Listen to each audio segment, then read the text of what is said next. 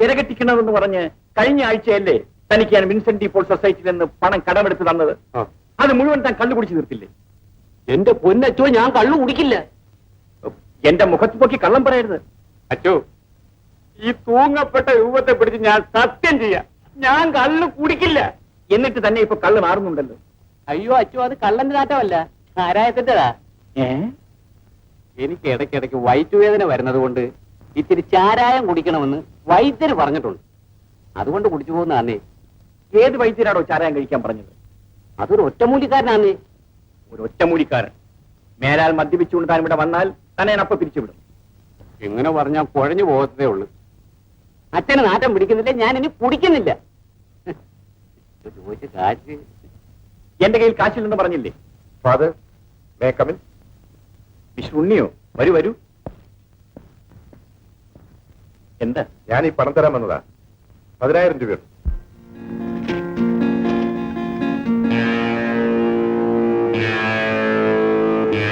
ശരിയല്ലേ അച്ഛൻ?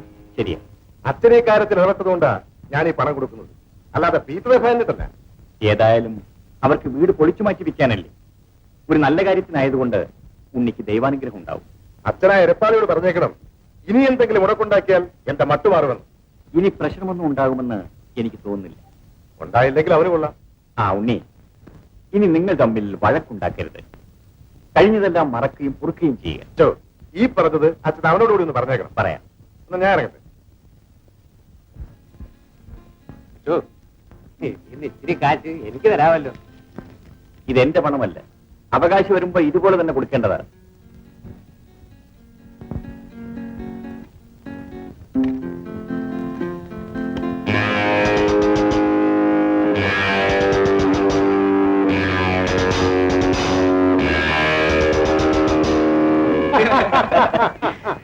ആ വാമനെ ഇരിക്ക്. നീ നല്ല സമയത്ത് തന്നെ വന്നു. ആ, ഇതാണ് നമ്മുടെ സബീനയെ കെട്ടാൻ പോകുന്ന ചെറുക്കൻ സൈനുദ്ദീൻ. ഇത് ചെറുക്കന്റെ ചേട്ടൻ മഹാവറാവ്. ഇദ്ദേഹം? ആ, ഇത് നമ്മുടെ സബീനന്റെ കാക്ക. എന്റെ പേര് പീറ്റർ. ഇവരാണ് നസ്രാണിയാണ്. എന്നാലും ഞമ്മക്ക് നമ്മളെ മൂത്ത മോനെ പോലെയാണ്. അതുകൊണ്ടാണ് സബീനന്റെ കാക്കാന്ന് പറഞ്ഞത്. സൈനുദ്ദീൻ എന്താ ജോലി? ഞാൻ ദുബൈയിലാ. ഒരു സ്റ്റേഷനറി ഷോപ്പ് ഉണ്ട്. കല്യാണം കഴിഞ്ഞ് സബീനയെ കൂടെ കൊണ്ടുപോകാനായിരിക്കും പരിപാടി. ഉടനെ നമ്മൾ പറഞ്ഞേക്കൂല, അടുത്ത വരവിന് കൊണ്ടുപോയിക്കോട്ടെ. അപ്പോ തീയതിയൊക്കെ നിശ്ചയിച്ചു. സൈനുദ്ദീൻ അടുത്ത മാസം മടങ്ങി. അതുകൊണ്ട് കഴിയുന്നതും വേഗം നടത്തണമെന്നാ ഇവര് പറയണം. അതിനെന്താ, നമുക്ക് നടത്തിക്കളയാമല്ലോ. സബീന എവിടെ? ഞാനിവിടെ ഉണ്ട്. ആ,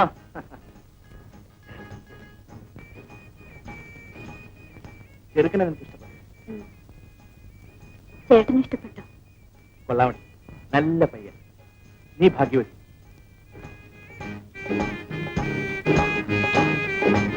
അപ്പോ അമ്മൂട്ട, നിങ്ങൾ സംസാരിക്കും, ഞാൻ ഇറങ്ങട്ടെ. ഇന്നിവിടെ നെയ്ച്ചോറ് വെച്ചിട്ടുണ്ട്, അത് കഴിക്കാണ്ട് പോകാൻ പറ്റൂല. എന്റെ പങ്ക് ഞാൻ വൈകുന്നേരം വന്ന് കഴിച്ചോളാം. ഒരു അത്യാവശ്യ കാര്യം വരട്ടെ.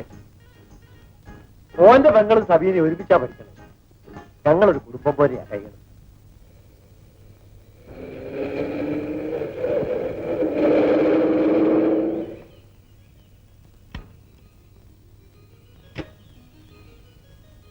സ്കൂളിൽ പോകാൻ ഇറങ്ങിയതായിരിക്കും. അതെ. നിങ്ങൾ ആവശ്യപ്പെട്ട 10,000 രൂപ ഞാൻ ജെയിംസ് അച്ഛനെ ഏൽപ്പിച്ചിട്ടുണ്ട്.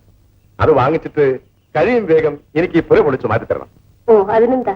കേട്ടോ അശ്വതി, ഈ വഴക്കും വയ്യാവേലിയൊന്നും ഇല്ലാതെ നമുക്ക് സമാധാനമായി ആദ്യമേ ഇതങ്ങ് തീർക്കാമായിരുന്നു. ഞങ്ങൾ വഴക്കിനൊന്നും വന്നില്ലല്ലോ. നിങ്ങൾക്ക് വേണ്ടി അന്യടത്ത് വന്നില്ലേ, അതിലേ എനിക്ക് വിഷമമുള്ളൂ.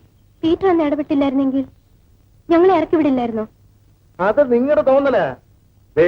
അശ്വതിക്ക് വിഷമമാണെങ്കിൽ ഞാൻ ഇപ്പോഴും ഈ സ്ഥലം വേണ്ടെന്ന് വെച്ചേക്കാം. അയ്യോ വേണ്ട, ഞങ്ങൾ ഇറങ്ങി തന്നേക്കാം. അശ്വതി, സ്കൂളിലേക്കാണെങ്കിൽ ഞാൻ വണ്ടി വിട്ടേക്കാം. വേണ്ട, ഞാൻ നടന്നു പൊയ്ക്കോളാം. ലക്ഷ്മമ്മേ, സത്യം പറഞ്ഞാൽ എനിക്ക് നിങ്ങളെ ഇവിടുന്ന് മാറ്റണമെന്നില്ല. പിന്നെ ആ എരപ്പാളിയെ ഇവിടെ കയറ്റുന്നതുകൊണ്ടാണ് എനിക്ക് ഒരു വാശി തോന്നിയത്. ഞാനൊരു അന്യനാണെന്ന് കരുതരുത്. എന്ത് സഹായം വേണമെങ്കിലും ഞാൻ ചെയ്തു തരാം. ഞങ്ങൾക്ക് നിങ്ങളുടെ ഒരു സഹായവും വേണ്ടേ?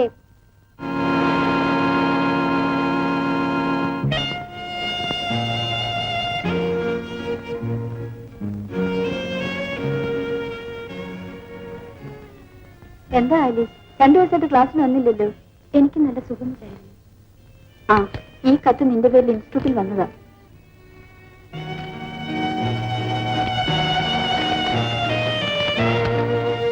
എന്റെ ആലീസ്, തീരെ പ്രതീക്ഷിക്കാതെ എനിക്കിന്നൊരു യാത്ര പുറപ്പെടേണ്ടി വന്നു, ജപ്പാനിലേക്ക്.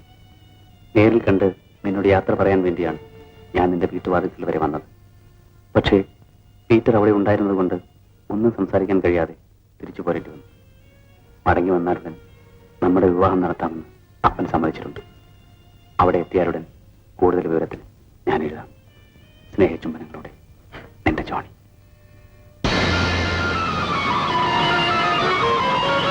ഇല്ല ഇല്ല, ജോണി മടങ്ങി വരുന്നവരെ ഞാൻ എങ്ങനെ കാത്തിരിക്കും?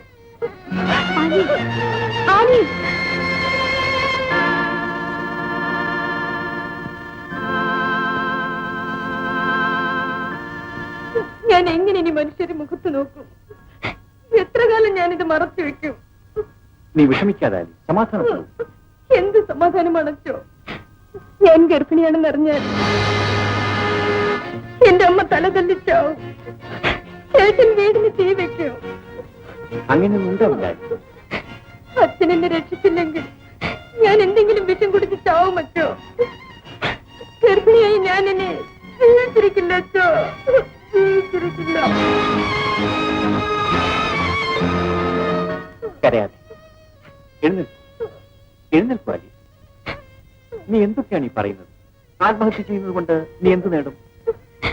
പിന്നെ ഞാൻ എന്ത് ചെയ്യും അച്ചോ?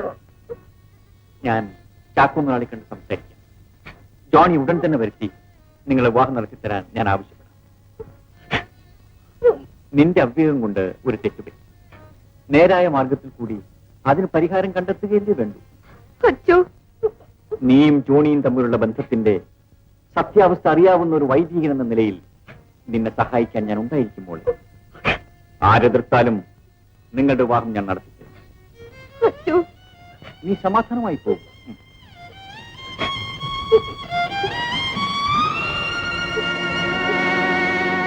ഏതായാലും ഒരു പുതിയ വീട് വയ്ക്കും. അത് ഭംഗിയായി ചുരുങ്ങിയത് 2-3 മുറിയെങ്കിലും. വീട് കെട്ടിക്കാനൊന്നും എനിക്ക് അറിഞ്ഞുകൂടാ കുഞ്ഞെ. അതൊക്കെ നമുക്ക് ചെയ്യിക്കാം. ഇത് പൊളിച്ചാൽ ഒന്നും കാണുമെന്ന് തോന്നുന്നു. ഓ, ഇതൊക്കെ പൊടിഞ്ഞിരിക്കുക. അച്ഛൻ്റെ കയ്യിൽ നിന്ന് രൂപ വാങ്ങി? ഇല്ല. അതെന്താ വാങ്ങാൻ? എന്താ നിനക്കൊരു വല്ലായ്മ? ഓ, ഒന്നുമില്ല. പിന്നെ ഒന്നിങ്ങോട്ട് വന്നേ.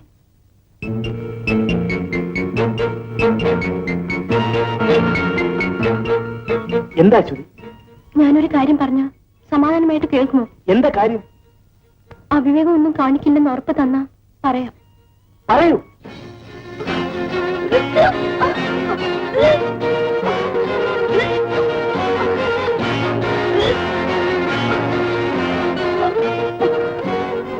ആലീസ്, നീ എന്താ ഛർദ്ദിക്കുന്നത്? ഒന്നുമില്ല അമ്മച്ചി. ഒന്നുമില്ലേ? മാ, എടി, 2 പെറ്റകളാണ് ഞാൻ. സത്യം പറ, നിനക്കെന്ത് പറ്റി? എനിക്ക് മാപ്പ് തരുമേ. എന്റെ കർത്താവേ, ഞാൻ എന്നതായി കേൾക്കുന്നത്? നീ എന്തിനാ നെയ്ച്ചത്തെ തലയ്ക്കുന്നത്? എന്തിനാണെന്നോ? നമ്മുടെ മോള് ചെയ്തു വെച്ചിരിക്കുന്നത് എന്നതാണെന്ന് അറിയാമോ? എന്നതാ? അവൾ പഴച്ചു പോയി. എടി, സത്യം പറ, ആരാണ് ഇതിന് കാരണക്കാരൻ? ഇല്ല, ഞാൻ പറയില്ല. നീ പറയില്ലേ? എന്നെ കൊന്നാലും ഞാൻ പറയത്തില്ല. ഞാൻ പറയിക്കാം. അമ്മ ഇങ്ങോട്ട് മാറി. അമ്മേ, അകത്തേക്ക് കയറി.